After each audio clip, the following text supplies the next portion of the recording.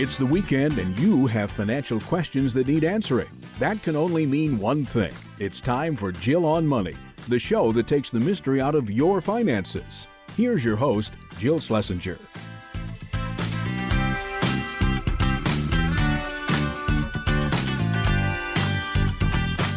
Welcome, welcome. It is the Jill on Money show, and we are delighted that you are joining us. It's just a rando weekend in February, except it's a long weekend.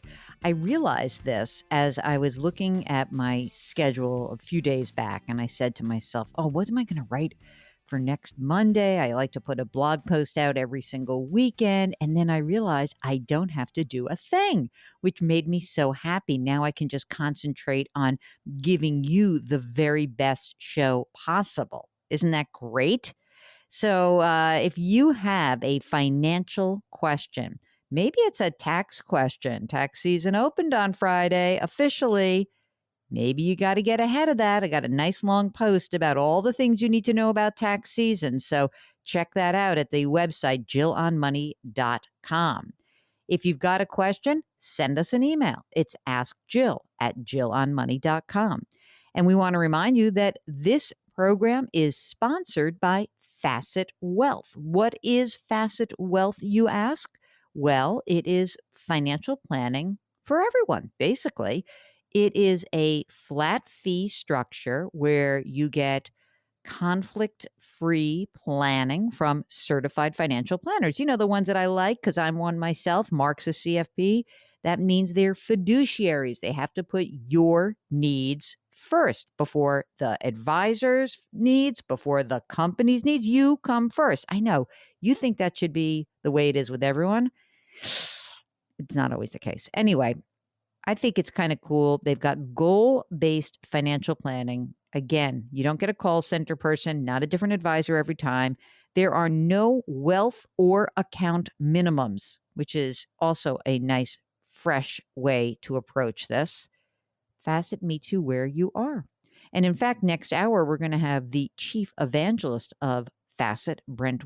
But for now, let's just go with you. So we would like to answer your questions. You can send us emails, but you're also going to hear some voices on the air. We do take questions from you and bring you on the air with us. If you'd like to come on the air, when you send us your question, be sure to say, "Hey, Mark, put me on the air. Let's go." And he'll do the rest. It's great. All right, let's just do some emails because Mark says I have about a gajillion. See, that's the official term, a gajillion that are sitting in the inbox. So I'm trying. But if we don't get to your email very quickly, the quickest way to get it answered is to say you'll come on the show with us. Okay. Martina writes, "Hi, Jill. I love your show. A quick question.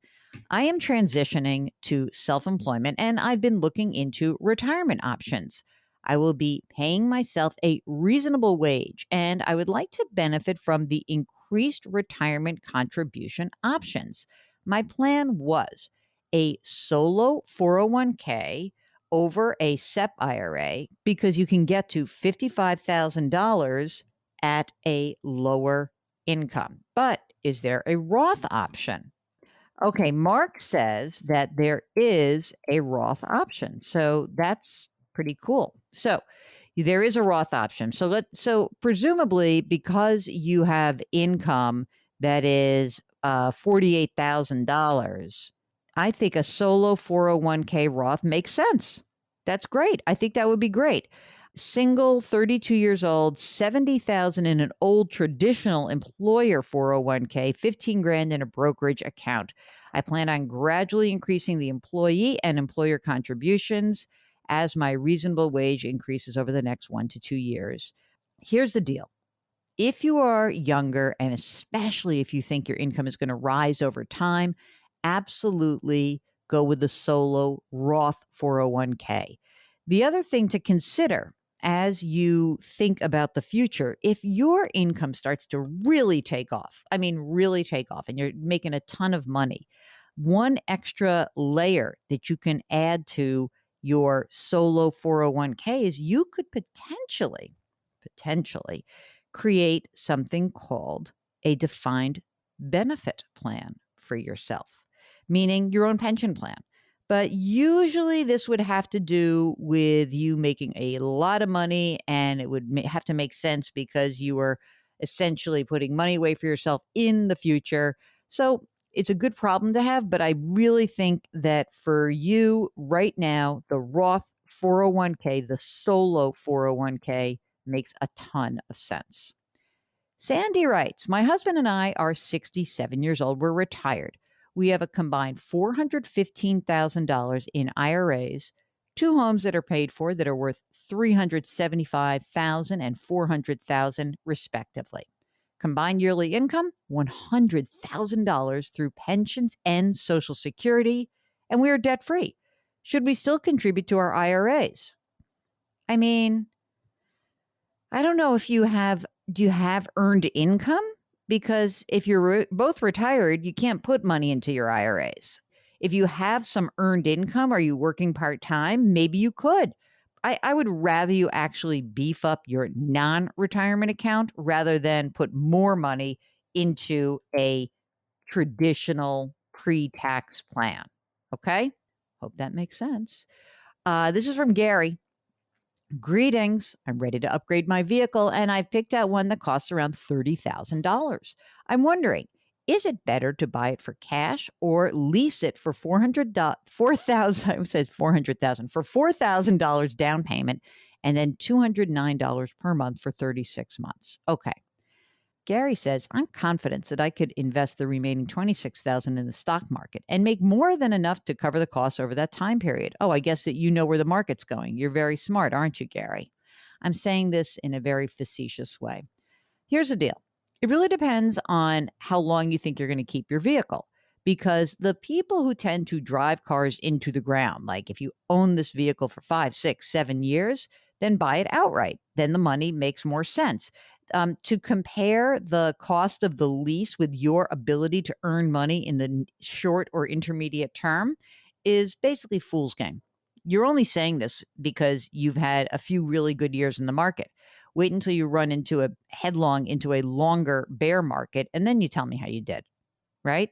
Tell me more about how you drive and the way that you use your car, and then we can help you make a better decision. People who drive cars for longer periods of time and have the cash to do so tend to do better buying a car just upfront with a lump sum of cash. People like to change their cars every few years. They want the extra safety features. They want the upgrades. They just like a smell of a new car every few years. Leasing is fine. But of course, with the lease, just be mindful that there is a cost to the money.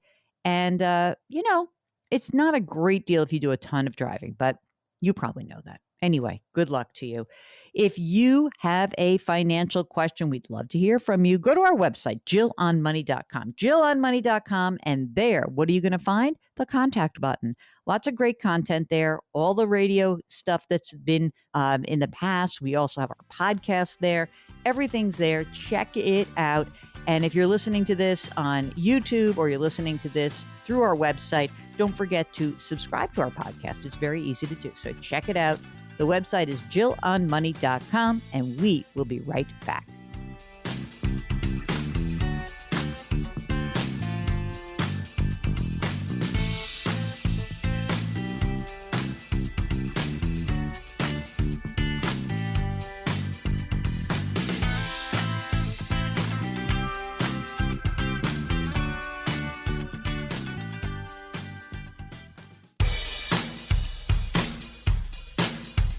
Do I invest here? Should I put my money there? Jill Schlesinger can help you. Back to Jill on Money. You're back. It's Jill on Money, and this is the program that takes the mystery out of your financial life. You can come on the air with us. All you have to do is send an email. That's what Margaret did. Margaret, welcome to Jill on Money. How are you? I'm good. I'm happy to be here. I'm excited. You wrote in, and I will just say that when I first read your email, and my heart sank. So you can tell us a little bit about your story, and then we'll get to your financial matters at hand. Sure. My husband passed away in February of last year. 6-year battle with cancer. He was an amazing man. I will say that he did a lot of our long-term planning, financial planning. And I did a lot of our sort of annual or, monthly or annual budgeting. So I was involved in the finances, but I was not involved in long-term planning. I regret that decision. Prior, when we saw where things were going with him, I really started to take a concerted effort to learn about long-term planning, retirement planning, financial planning. And so it's been almost a year, and they say don't do anything too drastic in a year when you've had a loss. So now I'm ready kind of to ask some questions and maybe take some more. I have taken some action. I've started some Roth IRA and stuff. But anyway, I'll leave that for the later conversation. But so that's where I am today, trying to figure out what I should do now. Okay. And you are how old? I'm 55. Do you have children? I have an 18-year-old and a 20-year-old who are both in college. Oh, you got your hands full. Are they both home with you? They are. But you know what? It's been beautiful. For the last year, we've been forced together, and it was perfect. Yeah. I mean, it's just such a crazy time, and to put death on top of the crazy time, or even before that time, I know it must have been so awful. So I really am so sorry for your loss. I'm glad you have your girls there, and I'm glad you have your third child with you also, because what everyone should do is check out Margaret's dog in the furry fan club, because that dog named Hope, just a beauty. So hopefully your three babies will keep you kind of sane during this next group of months. So tell me a little bit about you. Are you working? Yeah, I do. I work for the state that I live in, and I have probably about 27 years in. So I feel fairly comfortable and confident in that job. I plan to be there until I'm 60. So another 5 years, maybe 7. Maybe when I hit the 5-year mark, I'll realize, okay, I could do 2 more years, because it will slightly impact my pension. Oh, okay, good to know. Yeah, so that's So I do work. I make about $105,000 a year, and then I also get my husband's pension. My husband was in law enforcement. And how much is that? 44,000 right now. Now he chose an accelerated, which I totally understand where he was. So when I turn 62, that will drop, I think, into about 28. Until I'm 62, that's 44,000. Okay. And then just so I understand this, so at your age 62, what would your potential pension be at that time? My potential pension would be about 50,000. Okay. So you'd have his 28 and your 50. And is it the nature of your pensions that you would not receive Social Security, or will you receive Social Security? I will receive Social Security. And do you know about what that number is? I don't. I do not know. I don't plan to take it until I'm 70. Great. Okay. And do you like what you do, just in general? Oh my gosh, I love what I do. I love what I do. I help people that need far more help than I do in my life. And so I absolutely love it. Okay, great. That's really important to me to hear that, because I do think when you have loss, I think that when life is uncertain, it is good to have an anchor of a career that you really like. If you were living every single day to say, like, I want to inch my way to 60, it would be a different conversation. But okay, so this is all good. So I presume that the money that you're making yourself plus your husband's pension, right now, is that sufficient to cover your basic needs for the household? Yeah. Okay, great. Are you contributing in addition to the pension? Do you also contribute to a 457 plan? So I contribute 6% of my income to my pension, and then I contribute. I'm maxing out, and it just started maxing out. With my husband, we were doing it differently, but now that I'm sort of in control of it, because for obvious reasons, I am completely maxing out my 457B, and I'm doing 50% Roth and 50% traditional. I just entered into the Roth this year. Okay. When you are looking at just sort of the general cash flow, maxing out has been okay for you? In other words, it's not a burden that you're maxing out at this point?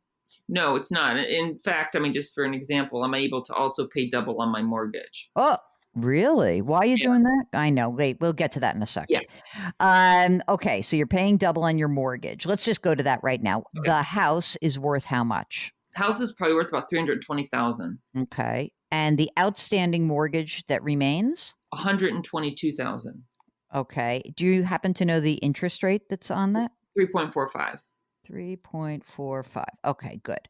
So you got the cash flow. I get it. We'll talk about that in a second. What about is in the retirement plans right now? Let's go with your 457 plan, pre-tax, and what's in the Roth right now. The pre-tax is about 300,000, and the majority, I mean, I've only been putting, you're much better at math than me. I've been putting about $500 a month in the Roth since probably July. All right. So just a minimal amount. Very minimal. Okay. Got it. So 300 in your pre-tax. And did your husband have a 457? Yes, he did. He had close to 300,000 as well, all traditional. Very good. Okay. What about other money that's saved for retirements? Any old IRAs kicking around or rollovers? Sure. He had retired from the state and went to a private employer and had 70,000 in a 401k. Mm-hmm. So I have all three of those under one roof. And then this year, because I have less income than I had when he was alive, but I can still married filing jointly. I did put money into a Roth IRA through Fidelity. Oh, so great. I put 7,000 in. Okay. Now, I think I can do that for the next 3 years. It's a long story, but I think I'll be filing a widower, and I can still use the better tax bracket that filing jointly gives me. Mm-hmm. So I plan on putting 21,000 in over 3 years for that into a Roth IRA. I just want to be clear. I don't want you to go nuts on the whole tax bracket thing because obviously things can change, but you're talking about essentially the 22 or the 24% tax bracket on the last dollars in. So, it's not a huge differential. I think it's great that you're being mindful of taxes, but that's not where the big dollars are going to be for you. Okay. Right? Okay. Now, what about emergency money? Like what's on hand? I have 12-month emergency fund. And I have other little savings, I have a vacation savings and I have just a regular savings for emergencies. So I'm very well covered for emergencies. Okay. Non-retirement investments. So beyond the emergency reserve, is there any money that's outside of retirement right now? It was interesting. I've been thinking about this I've been listening to you talk about non-retirement investments. And I have a sum of cash sitting in a savings account. Mm. Maybe that's time for another conversation, but that's what I have. I have cash on hand being in savings account. And how much is in there? About 500,000. Okay. That's a big number, girl. Yeah, I know. Okay. Is that because you're wimpy and you like having that there for you? A couple of reasons. I didn't want to make any quick moves in the last year. Mm-hmm. Second, I may sell this house. I'm not sure how much of my memories are tied to this house. Mm. And again, there's a lot emotionally to figure out there, but I know it's an option for me to relocate, to move maybe to a condo. So that's why I also kept it there. Well, you mean that if you were to sell your $320,000 house, you would want to spend more to get into a condo? I hate to say, but I probably would spend more. Why do you hate to say it? Because it's okay. We'll get back to more of Margaret's question in just a minute. Hey, during the break, hop onto the website, jillonmoney.com, and do me a favor. Click on the article about your tax planning. It has started. Tax season is open, and you'll see it. It's under the Read tab. Check it out because it's time to pay attention to your taxes sooner rather than later. Okay, we'll be right back.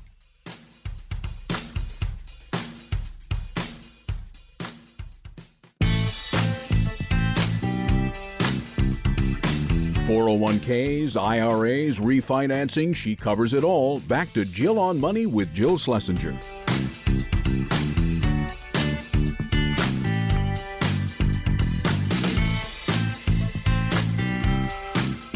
You're back. It's Jill on Money, and we are broadcasting from the very cool Capital One Bank virtual studios. Capital One.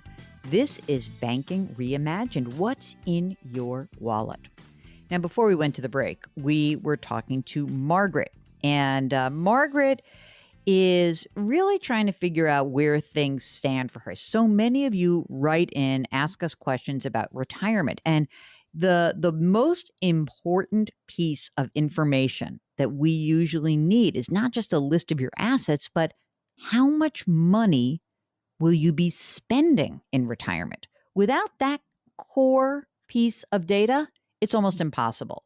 So that's where we start with Margaret in the Midwest. Here's more of our conversation with her. It seems to me that you're in very good shape. Tell me at this point with the house, not doubling down on the mortgage payment, but like with your regular payments, how much money do you think you need to live on every single month? Including a house payment or Yeah, no? let's say including, just for Okay. the heck of it. Yeah. I'd say 4,000.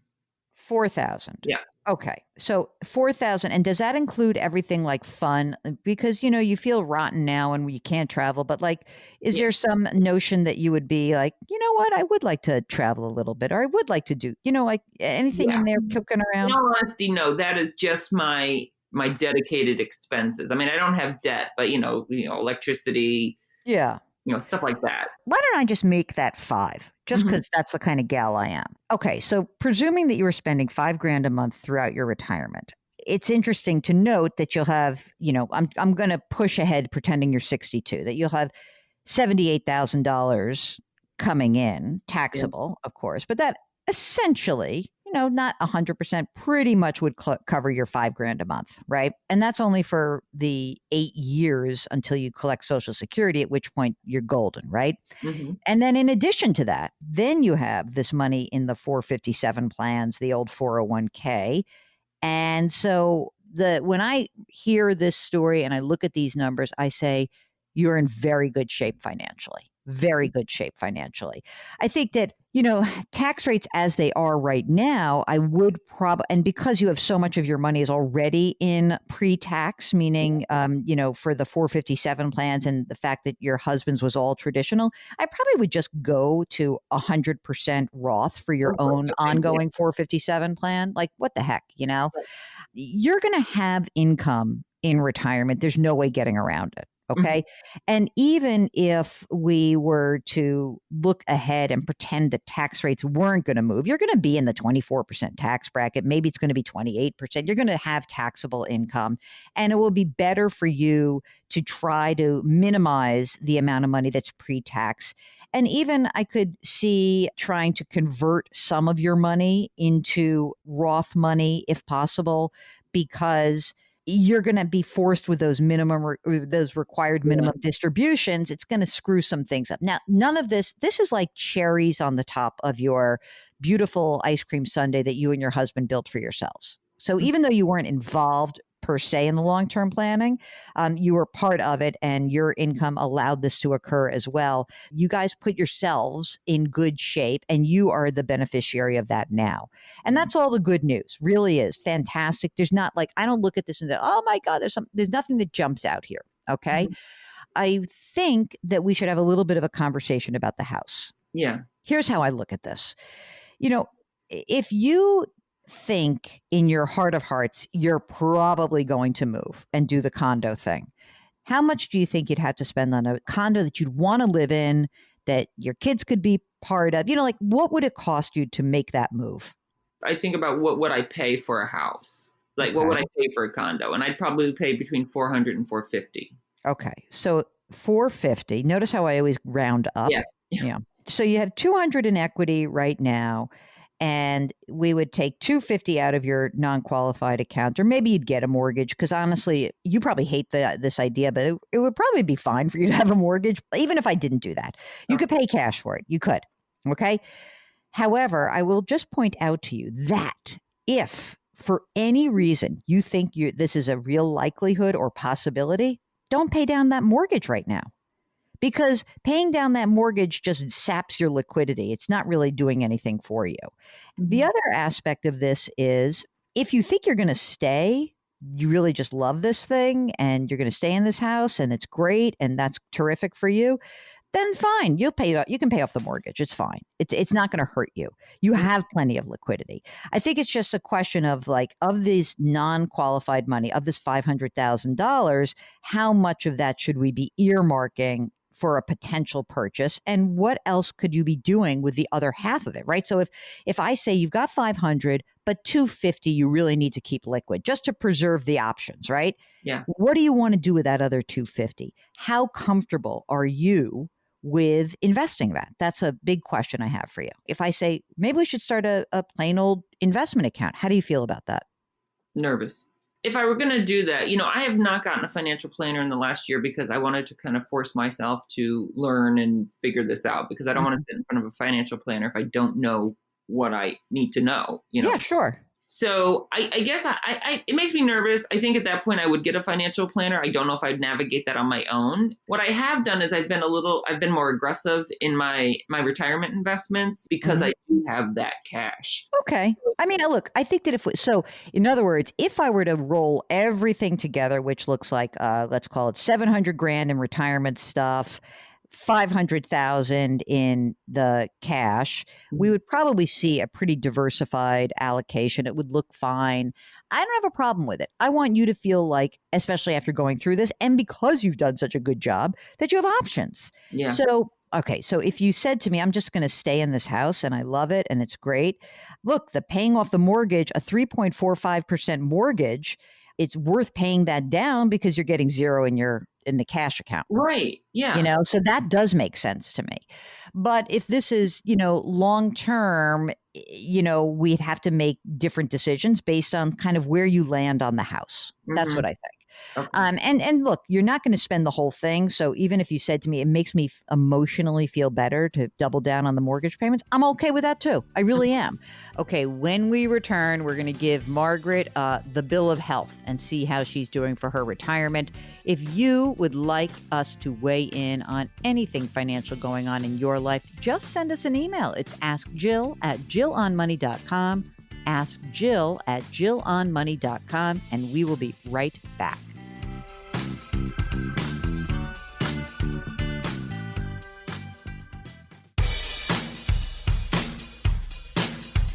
Follow Jill on Twitter and Instagram for more personal finance content. Just use the handle @JillOnMoney. Now, back to the show.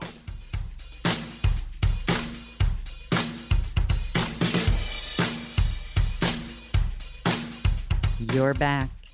It's Jill on Money. It's President's Day weekend. It's also Valentine's Day weekend.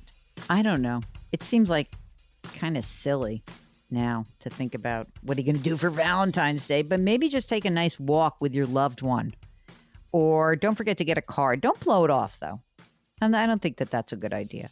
I bought a few cards. I think that we're kind of skipping. We've been skipping presents for Valentine's Day for a long time. Is that what happens when you're together for decades? Is that you sort of skip over? Should you not skip over the present? I don't know. All right. If you've got a financial question, if you have an investment question, if you have an education question, if you have a tax question, anything with a dollar sign, send us an email. Ask Jill at jillonmoney.com. Or if you're on the website, if you're just poking around, jillonmoney.com, we have a contact button. We'll get it. Okay. So we encourage you to do that. And we encourage you to come on the air with us. So if you have a question and say to us, hey, I'd love to come on the air, that would be fantastic. That's what Margaret did. And we've spent a little bit of time with Margaret. It's time now to give our sort of final assessment of where she stands. So here is the rest of our conversation with Margaret. I'm going to give you my big picture. I think that you're in great shape. You could retire at age 60, although I doubt you're going to, because I'm just going to give you the Jill.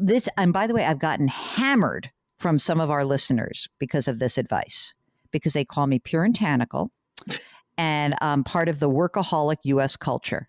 And I'm raising my hand for you and saying guilty on both. No, I'm not puritanical. I will say this. When I was a financial advisor 100 years ago, and I did it for 14 years, what I noticed was the people who worked longer, assuming they're in a good job that they like, right? Mm-hmm. That they were happier the longer they stayed there. Mm-hmm. And in fact, maybe you too, because of your situation, the thing that's really kind of fascinating to me is that you like what you do. And if you like what you do, and 60 is really young, I have a feeling that as you get closer to say, I could retire, but I don't want to, I think that that's going to just beef up your overall financial situation. I just believe in my core that people want to feel useful. And if you feel useful and grateful for what you have, I wouldn't throw that away so quickly. I really wouldn't. Maybe you don't want to work as hard. If you could transition, or if you could do it for a while, I think you're going to be happier doing that. That's just my 2 cents. Has nothing really to do with your finances, except to say, as always, the longer you work, the better the money looks. And beyond that, I think you're in darn good shape. I also presume that because you have just gone through an illness and a death, that your own estate documents are up to date. Is that correct? For the most part. My husband and I do not have a living revocable trust, and I am going to do that. Why are you going to do that? Because you don't want the 18-year-old to go running across the world?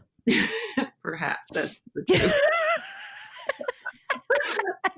So I'm going to do that. But otherwise, yeah, my legal papers are in order. And then I think the next thing I want to really do is find a financial planner and try to find one that's a CPA as well, kind of roll it into one. I think that's my next move as well. Oh, that's a great idea. So there are a lot of types of, financial folks that are out there. There is a designation that CPAs have, AICPA, and there's a section that's called the Personal Financial Specialist designation. It might give you both of those components. That sounds great. I appreciate that. Margaret, you're a delight. I really do wish you well. And again, my condolences. It's just awful, but I have to say you sound very encouraging. You sound like somebody who has processed a lot. And I thank you for sharing your story with us and with our audience as well. Okay, so it is time for another email because we have a little time left in this segment. And this is from Kevin, who says he's got a few questions about where he should direct his funds for an early retirement. Okay, at least this one makes more sense because he's a 32-year-old firefighter. And, frankly, if you're a firefighter, I don't blame you for wanting to get out early. That's a pretty scary job. He's got a pension and a deferred comp. He says 357. I bet he means 457. Don't you think, Mark? I think so. A 457 plan, which is like a municipal deferred compensation plan, and he maxes it out. That's great. He says, I consider myself a great saver. I've been funding a traditional IRA since I'm above the income limit for a Roth. I also dabble in the stock market for fun. I've been reading about doing the conversion for the Roth IRA. I'm still hesitant if it's the right move. I want to retire early, and I hope I can do so with the Roth. Do you think this is a good idea? Should I continue to fund the traditional? Thank you for your help. Cheers, Kevin. Okay, Kevin, first of all, I hope you're careful out there. I'm always a little worried about these firefighters. Scariest job. I think that I wouldn't worry so much about doing a Roth conversion right now. You are young, but I think that what you may want to do is this. Let's presume that you retire. I don't know how early you're going to be, and you're going to be in retirement. You're going to have income. All of that's well and good, but your income tax bracket may not, I don't know what it is. You make too much to make a Roth contribution. So that means you're single. If you are single, I don't know, you didn't mention that. You might make more than $140,000. If that's the case, I don't know. I'm sort of agnostic right now. I'd have to know a little bit more information. If you wanted to do not necessarily even a Roth conversion, maybe you could do a backdoor Roth. I need more information. When we return, we're going to do more of your questions. Remember, ask Jill at jillonmoney.com. And don't forget to say to Mark, hey, I want to come on the show with you. All right. When we return, more of your questions. We'll be right back.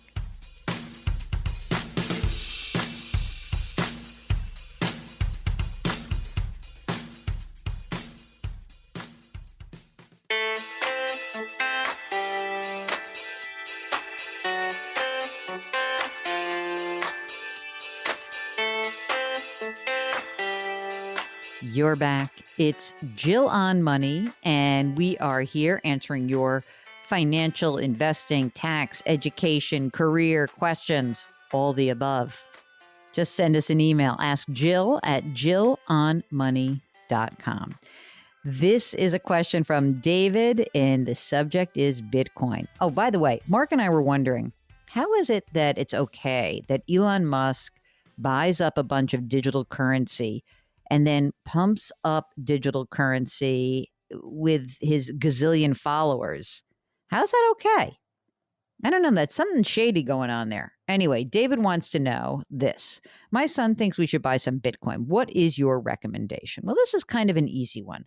I have no problem with people buying a little bit of the digital currencies out there to get, maybe get a little bit of a feel for what's going on. But the way I would consider it would be an asset class like gold, like precious metals, because that way you can kind of put it into this, very volatile, somewhat illiquid protection against Armageddon kind of gamble. That's where I think it belongs. I think.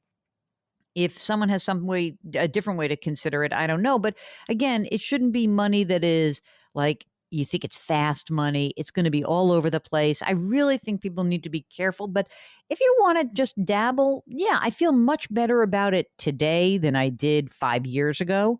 Because there are more secure ways to do it and that there are large houses and vehicles through which you can buy Bitcoin. So I'm okay with it. I really am. But again, very small percentage of your overall invested portfolio. Okay. All right. Now, next hour, we are delighted to be joined by a certified financial planner, Brent Weiss. He is from our sponsor, Facet Wealth. And we've asked him to come on once a month, mostly because he's such a cute guy. I like his voice. It's kind of good. He has a few little like handy dandy things to remember. He's into numbers and, little gimmicky fun things that actually work for me. So stay tuned. We will have Brent Weiss, the interview, next hour. We'll be right back.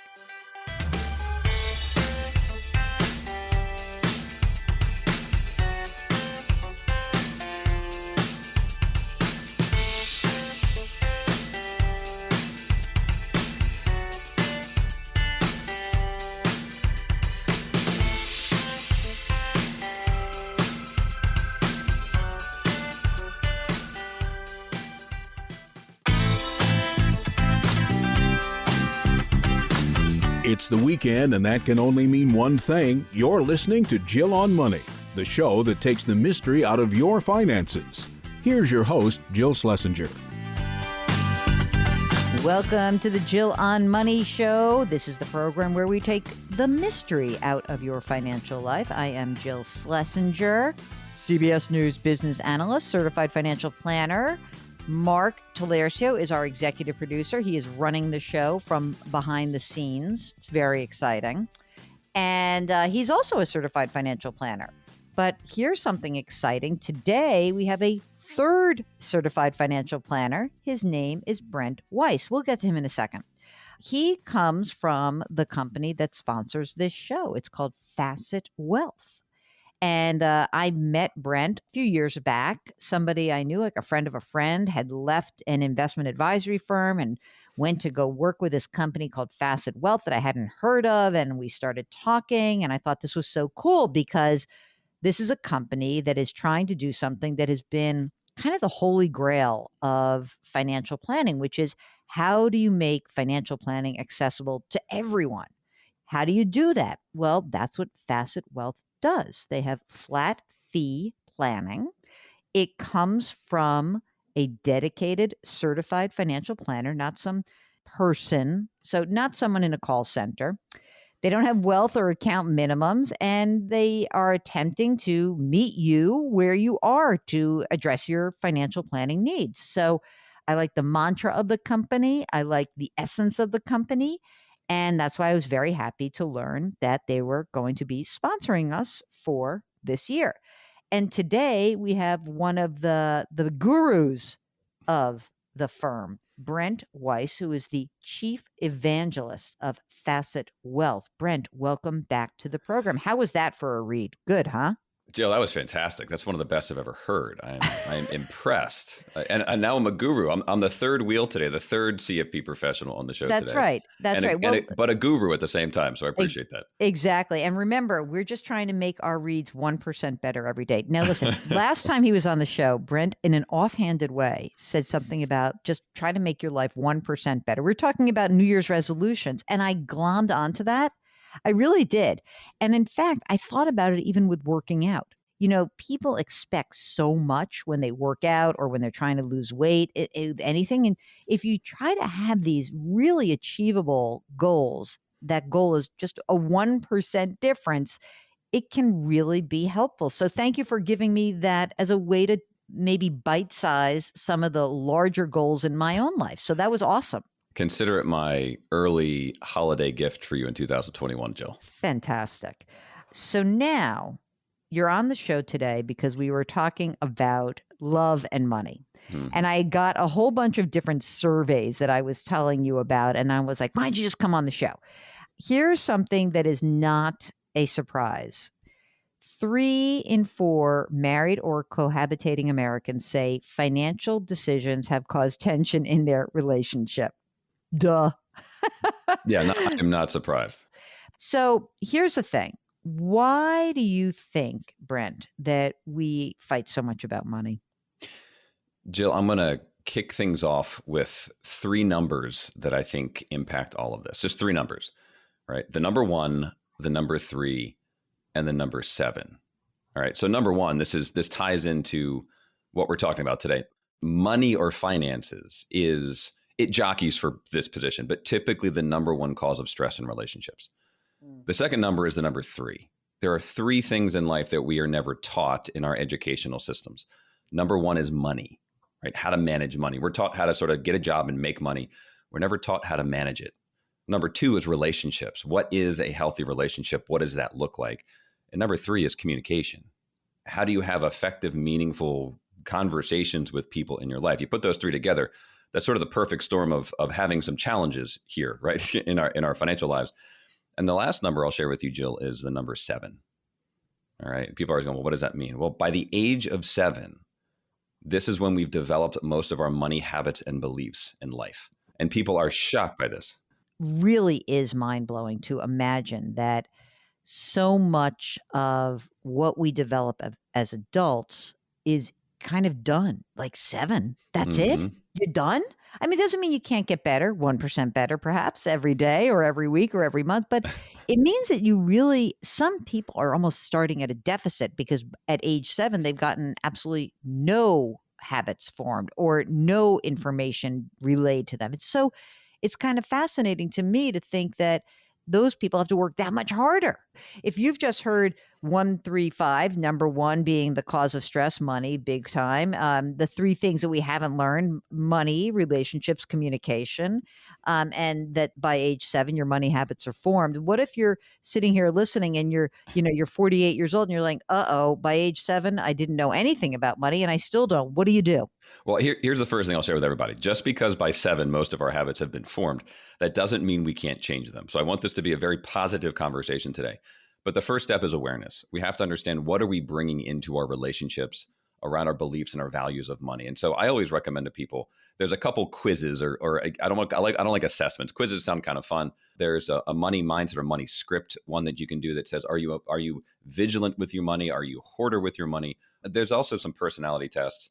If you go to themoneycouple.com, they have a really good one that shares with you in terms of, what is your money personality? What is it bringing when you're acting out? If you understand that, that's sort of the foundation of everything in terms of what 1% change can I make in my relationship? And I actually encourage every couple that I work with to go do these things together, to take these quizzes together, because you want to see how your significant other or your partner answers these questions. How are they thinking about debt, right? Because here's the thing, we learn everything about what a healthy relationship is with people and a healthy relationship with money from our parents.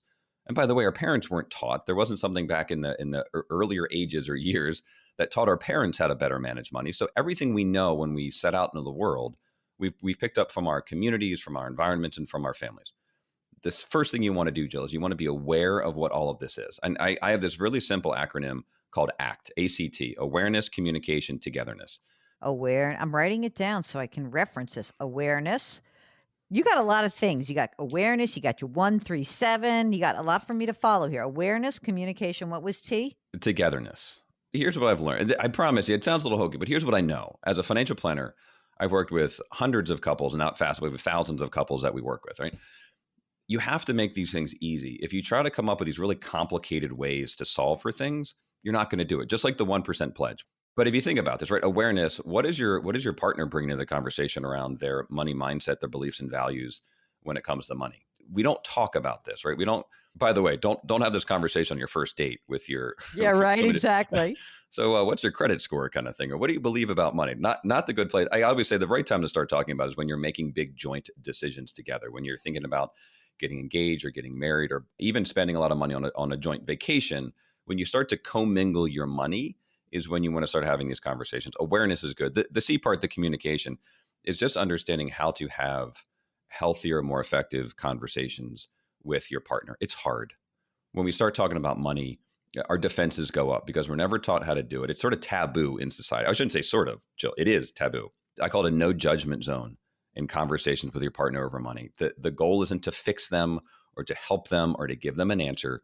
It's just to listen and hear them out. And the final thing, the T, the togetherness, is really just about making sure that you have alignment around your a shared vision of the future, alignment around mutual goals that you want to achieve together. And that will create a really good bond or foundation for the rest of your financial life. We'll get back to our conversation with Brent Weiss of Facet Wealth in just a moment. Hey, during the break, hop onto the website, JillOnMoney.com. You'll find all sorts of goodies there. We'll be right back.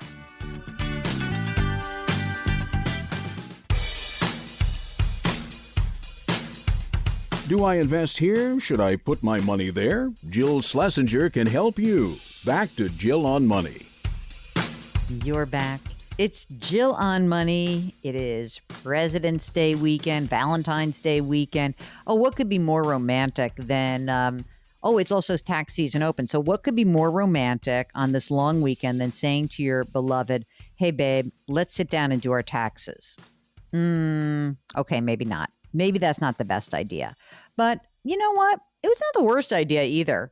It might actually help you start talking about your financial situation with your mate, which is something we really do think is a good idea. Today, our interview with Brent Weiss, he's the chief evangelist of our sponsor, Facet Wealth. And I asked him to come on the program to talk to us about kind of like relationships and money generally. I think it's pretty thorny topic for a lot of us. People feel nervous about maybe their own money issues. Maybe people feel nervous when they have a lot of money. Maybe people feel nervous when they have a lot of debt. Regardless, it is time that you unlocked this mystery and you kind of figure out a way to come clean with each other and to have a conversation that's not accusatory, that's not finger wagging, you spend too much or you indulge. Don't get into that.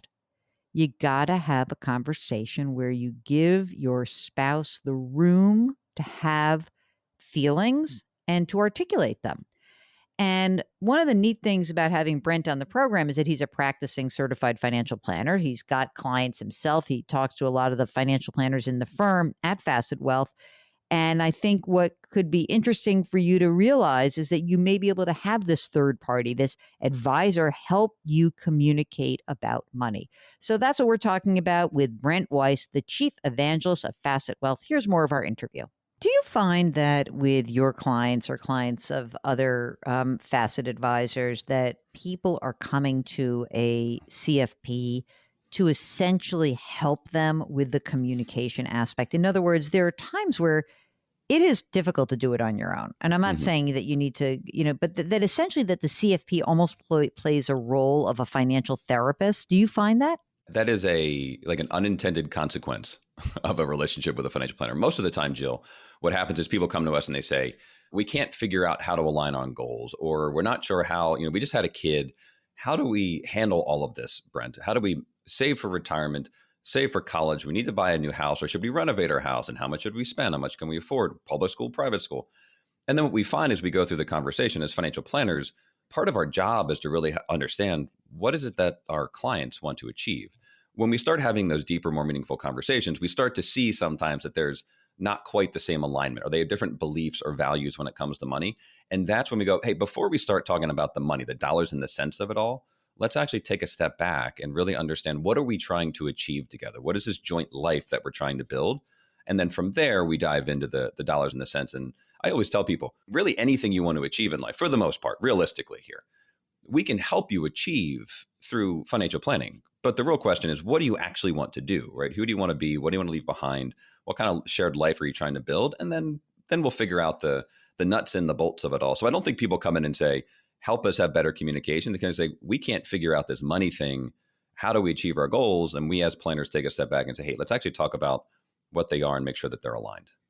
What's your opinion about how much the partnership needs to share and at what point? I got a survey out from Policy Genius. Everyone does this in February, right? Couples and Money survey. But it's intriguing to me that the idea of how a lot of people do, number one, manage their money separately. There's plenty of couples who do that, about 1 in 5.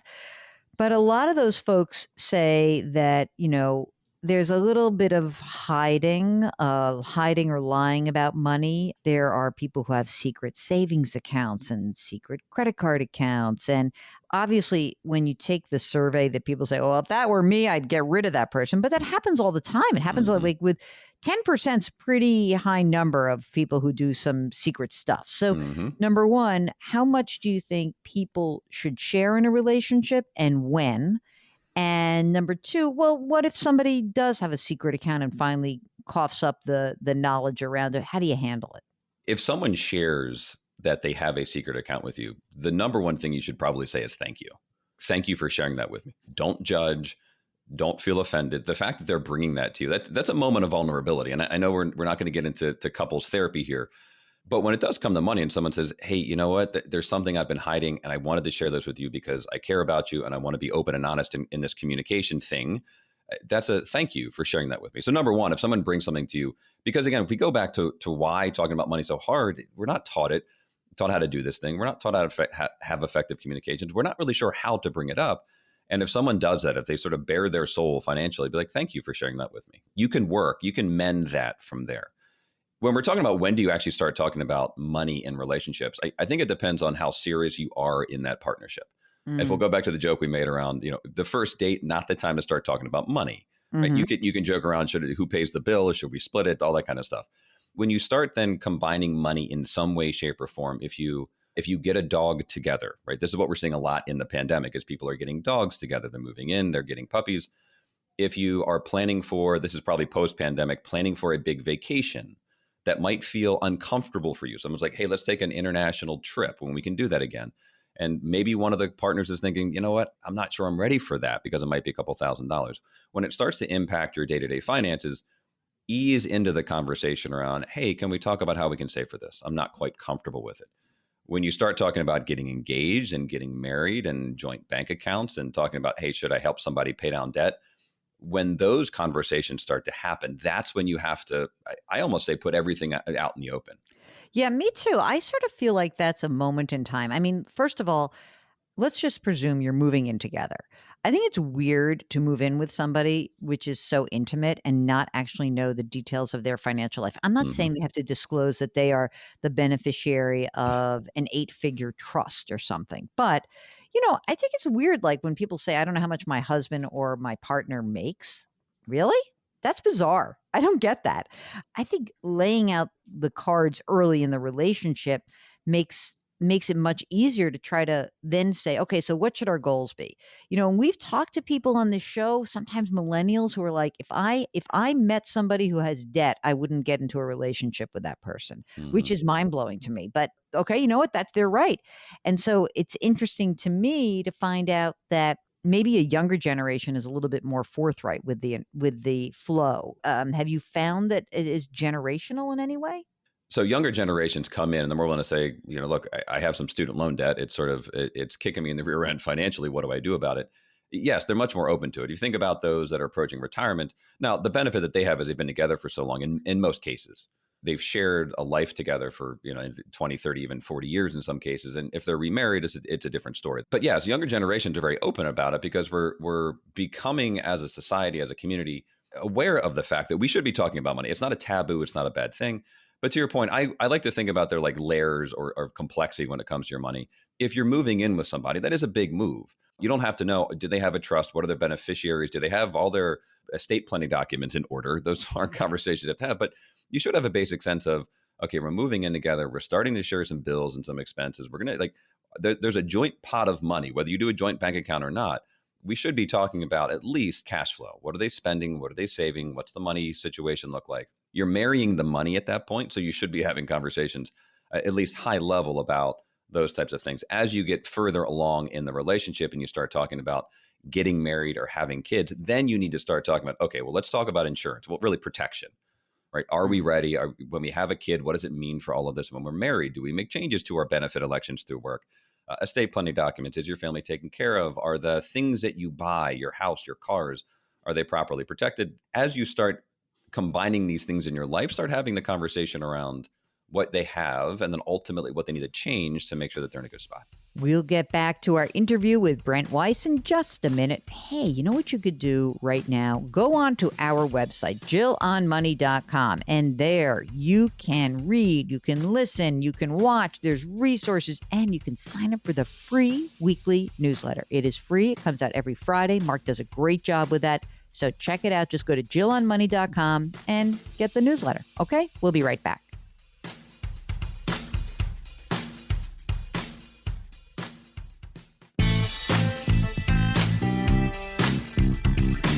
.401ks, IRAs, refinancing, she covers it all. Back to Jill on Money with Jill Schlesinger. You're back. It's Jill on Money. And we are talking about money and conversations about money and how hard they can be for all of us. It's not the easiest thing for anyone, really. Nobody's got this down pat. Okay, so you don't feel weird about it. It can be difficult. All right, so I'm taking you off the hook. So let's get back to our interview with Brent Weiss. He's a certified financial planner, and he's at Facet Wealth, who is the sponsor of this program. So here's more of our interview with Brent. The next big chapter of Love and Money, I want to talk about intergenerational conversations that are very difficult to have. Here's a great setup for you, since I have a friend at work who presented this to me. Father-in-law says to daughter-in-law, I know you're working so hard. You're just killing yourself. So the blood son, home with the kids, daughter-in-law working very hard. Father-in-law says, I want you to know you don't have to kill yourself. I have a huge trust, and my son's the beneficiary of that trust, and you never should feel the pressure that you've put on yourself. Now, friend is like, what does huge mean? But now feels weird. It's like huge might mean one thing to one person and another thing to another person, right? Basically gets me on the phone and says, how much do you think it is? I'm like, I don't know. I mean, what do you suggest in that conversation? How do we open that up? That's the good part of the intergenerational conversation. But you don't want to seem like, you know, you're a money grubbing daughter-in-law, but you would like to know, like, are you talking about $1 million or if it's $10 million or is it 100? Like, you never know. What do you think? I know I throw a lot of frameworks out there. I actually have one for relationships, which I call how to be naked. So number one, this goes back to the first thing we talked about here today. When someone comes to you and says, stop working so hard, they're kind of judging because they feel differently about something. They didn't actually sit down and ask you, hey, what is it that led you to work so hard? What is it about your career that is so important? Because what if that person values contribution to a relationship via work? Right. One of the things I talk about with our couples is you have to appreciate contribution. You can define contribution differently, especially if there's one person working in a household, one person bringing in the money, one taking care of the kids. In my opinion, I would almost argue that taking care of the kids is a harder job. There's more of a contribution, but you have to understand how you value contribution. In this case, there's two things that I would think about. Number one, if someone is working with a financial advisor, or financial planner, having a third party that's not emotionally attached to the conversation can really help facilitate a healthier conversation around what all of this means. So it's not you as the daughter-in-law saying, well, how much money do you have in this trust? You can sit down and say, hey, why don't we do this? We're about to bring our families together. This is exciting. I'd love to actually sit down with somebody and start talking about how we make this work, right? I understand that there's a trust. but I also believe in hard work. I want to create a career for myself. I believe in that purpose. That's value to me. Let's actually sit down and talk about it. That's probably an easier thing to do. I've helped families navigate that conversation. Very difficult as a conversation individually. But if you bring everybody together, you really understand, like, what are the values and the beliefs that we're bringing to this conversation? What do we want to create collectively? By the way, it shouldn't, your father-in-law shouldn't drive your beliefs and what you want to achieve. Right. Sit down with your partner. Let's talk about that first. However, it is going to influence it. So having somebody sit there and say, hey, let's talk about the things that really matter. And then how do we create a shared vision for the future? How do we align on goals? And then how do we have agreed upon plan to achieve it? Now, if you're not going to go the financial planner route because that's not your thing, or you think you can handle it, you do have to have an honest conversation with somebody and say, hey, that's great. I completely understand. And thank you for that. I really appreciate that. But we should sit down and really talk about your finances, our finances, and what that really looks like, because I value a career. And I want to understand how this works together and what we can do. And if they don't appreciate that, there's a whole nother thing from a relationship perspective you have to deal with. But if they're going to share that with you, you can have that open, honest conversation with somebody to better understand, because awareness is going to be the single most important thing. And then open conversation and communication and honesty and trust are all going to lead to very good places. I think because that the older generation opened the door that I would walk through. Mm-hmm. And so I said, look, you know what? You can go back, and because I think that she was so like startled, she didn't say anything. I think it's okay to go back and say, you know what? That's so awesome. And you're right. Like, I don't work this hard. Maybe I do work that hard or whatever. And it gives me a huge amount of relief. But I'm wondering if you feel comfortable sharing some of the details so that we can plan more appropriately. Long story short is that here was the response. Here's the details that you need to know. You're not part of this trust. My son is. Which is, I think, fair enough, right? Like, no.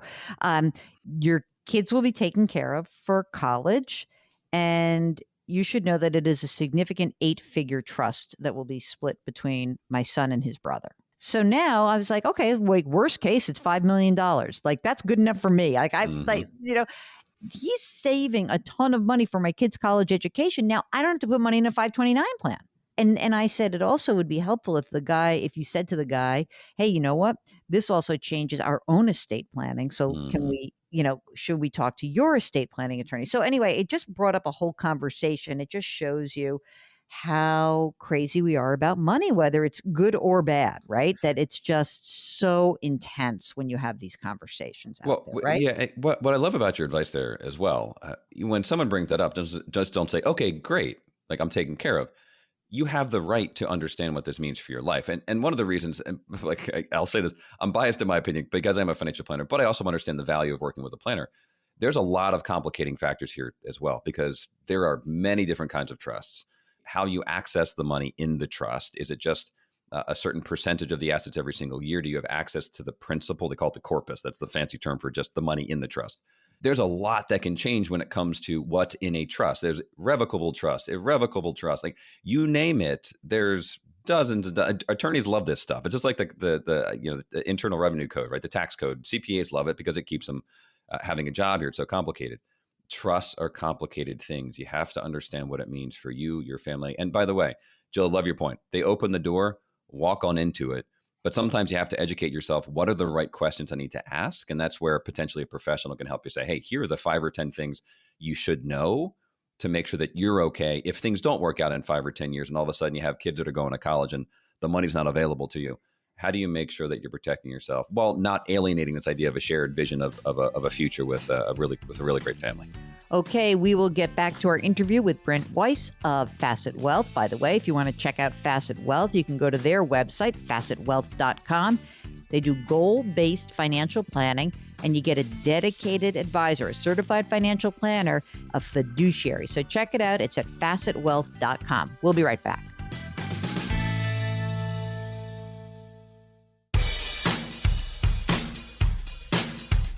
Follow Jill on Twitter and Instagram for more personal finance content. Just use the handle @JillOnMoney. Now, back to the show.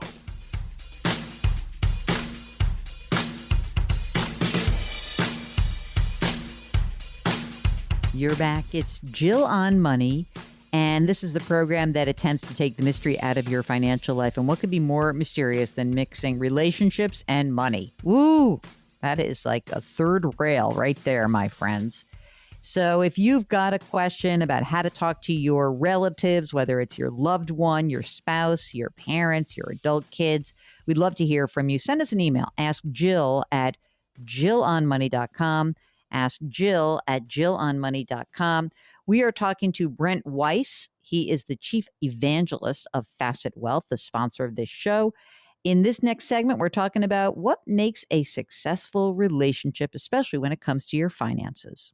The number one thing that I found in successful relationships, Jill, is when they go in and say, this is us, this is our plan, this is our money, all of that, those tend to be healthier relationships. Now, one can argue that maybe the money piece of it is a byproduct of having a healthier relationship, meaning they're a good couple, and so therefore they're better off joining their accounts versus they have joint accounts, so therefore they're going to be a good couple, right? If you think about it that way. Yeah.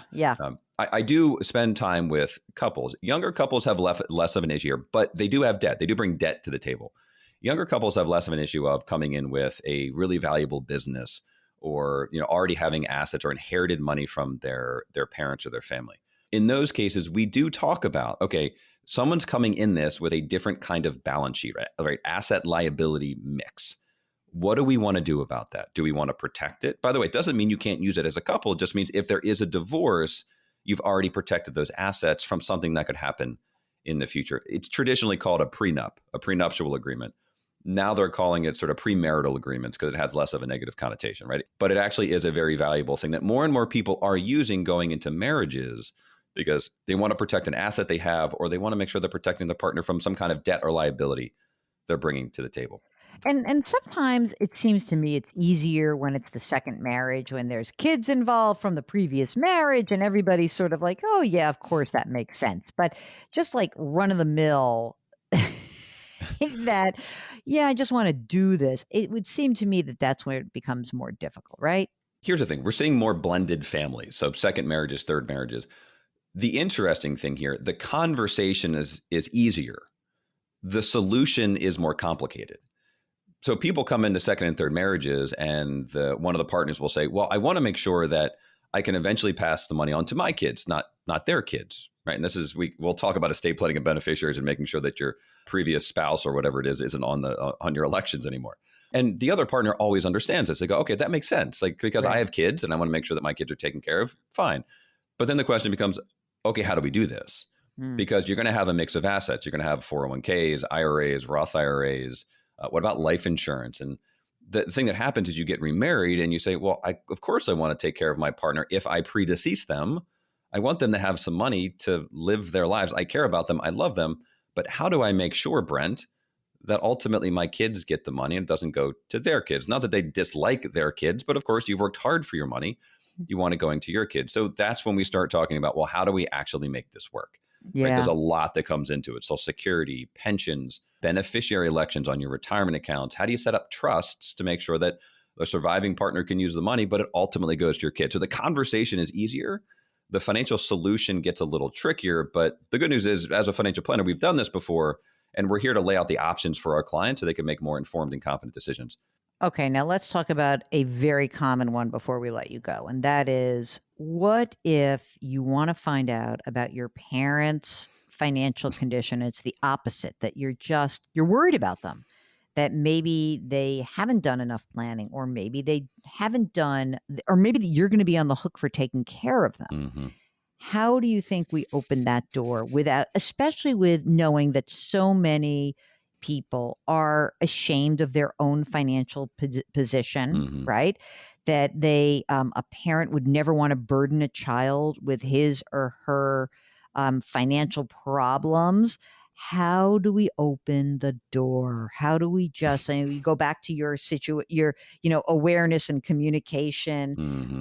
How do you think we can do that in a way that is not going to freak out the older generation? Step number one in all of this is identifying what kind of relationship you have with your parents. Now, I'm saying identify, this, right? When you're sitting there thinking about your mom and your dad. For me, I'm a financial planner. Everyone in my family turns to me with their financial challenges, issues, opportunities. They share everything, so I know it. They know I care about them and I take great care of them. That's not everyday America, right? That's not Main Street Americans. But some families do talk about money more than others. So number one, if you already have a healthy conversation, you can start sitting down with mom and dad and say, look, I love you dearly. I want to make sure that you really enjoy this chapter of retirement. And I want to make sure that you're taking care of for X, Y, and Z. Like, number one, if there's a challenge there, this is where it gets really tricky. Now, this is how I approach it as a financial planner. I offer to meet with or have a conversation with parents independent of having the kids there. Because what you need to do is create an open and sort of safer place for conversation where people can, if there is embarrassment of not being knowledgeable or not having saved enough or not being ready or prepared or not knowing all of this, with your kids there, that's hard. And so a lot of times I found that a different conversation independently of it to say, hey, you're here because your kids care about you. Tell me what's going on. Share with me where you are. Let's see if we can do anything to help you. Now, the biggest challenge there is people think this is a financial advisor. They're going to try and take all my money and do whatever it is. I think for me, actually, I've had a lot of conversations with parents to start saying, look, don't pay me. I don't care if you say yes to a long-term relationship or not. I'm here because I care about your son, your daughter, whomever. Let's have the conversation. Okay, when we return, we'll wrap up our interview with Brent Weiss. If you got a question and you happen to be on our website at jillonmoney.com, just click the contact button. It's so easy. Just do it. All right? We'll be right back.